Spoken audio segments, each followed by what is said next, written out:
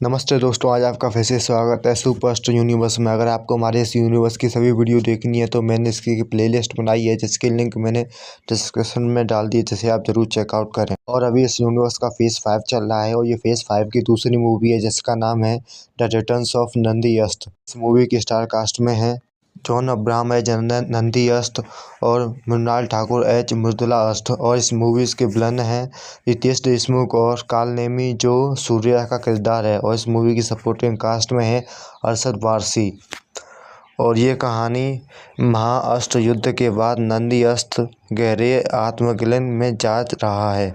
उसे लगता है कि वो समय पर सही जगह नहीं था, इसीलिए कई अष्ट मर गए। दूसरी तरफ मृदुला अष्ट अब गुरुजी के साथ नई पीढ़ी को ट्रेन कर रही है। तभी अचानक दुनिया के अलग अलग हिस्सों में अजीब अर्थक्वेक और डार्क एनर्जी दिखने लगती है। गुरुजी को एहसास होता है कि यह सब कालनेमी की वजह से हो रहा है, जो एक प्राचीन असुर है और अष्टमाइंड को कंट्रोल करने की ताकत रखता है। कालनेमी अब एक इंसानी रूप में रितेश देशमुख के शरीर में जाग चुका है और उसका मकसद है कि नंदी अष्ट की शक्ति चुराकर खुद को अमर बनाना।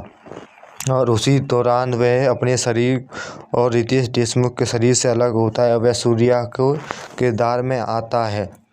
तभी अरशद वारसी, एक जर्नलिस्ट जो इन घटनाओं की जांच कर रहा है और सबसे पहले कालनेमी के सच के करीब पहुंचता है।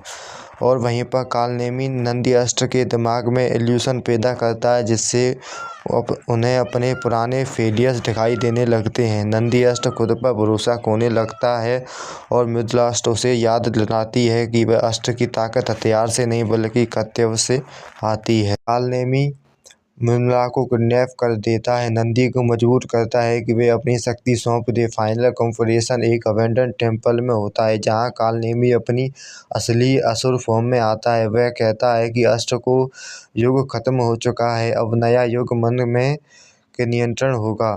और उसी दौरान नंदी अष्ट पहली बार अपनी पूरी इनर शक्ति को स्वीकार करता है। वो समझ जाता है कि गिल्ट ही कालनेमी की असली वेपन थी। नंदी अपने कॉस्मिक शक्ति से कालनेमी के इल्यूजन को तोड़ देता है और मृदुला के साथ मिलकर उसे सील करने की कोशिश करता है। कालनेमी आखिरी बार रितेश के शरीर से निकलकर भागने की कोशिश करता है और उसी दौरान रितेश देशमुख मर जाता है और कालनेमी सूर्या के शरीर के साथ भाग निकलता है और कालनेमी हमेशा के लिए गायब हो जाता है। और उसी दौरान अरशद वारसी की रिपोर्ट पूरी दुनिया में फैल जाती है कि अष्ट अभी भी जिंदा हैं और ह्यूमैनिटी की रक्षा कर रहे हैं। नंदी अष्ट पहली बार खुद को माफ़ करता है और समझता है कि उसकी असली रिटर्न्स लड़ाई में नहीं बल्कि खुद पर भरोसे में है।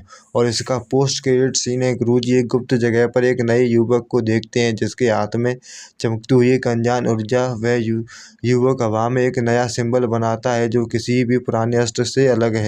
गुरुजी धीमे से कहते हैं कि ये नया योद्धा किसी भी अस्त्र से अलग है और अब खेल बदलने वाला है। और ये कहानी यहीं पर ख़त्म होती है। अगर ये कहानी आपको अच्छी लगी तो हमें सब्सक्राइब करें और thank you for watching the सुपरवर्स।